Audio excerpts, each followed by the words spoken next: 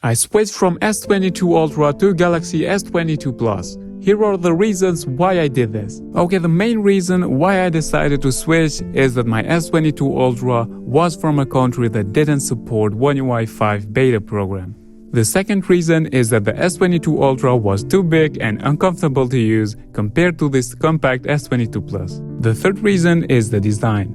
A lot of you might disagree on this, but in my liking, the S22 Plus is the perfect phone design of 2022. Just look how small the bezels are all around.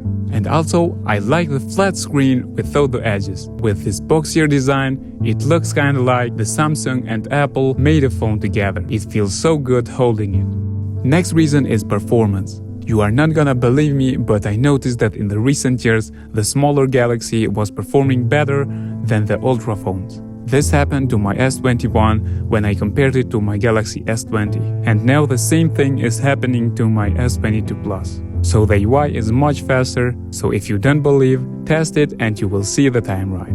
If you want to see a full review of the Galaxy S22 Plus, then smash that like button. If you want Samsung tips and tricks, then check out this next playlist.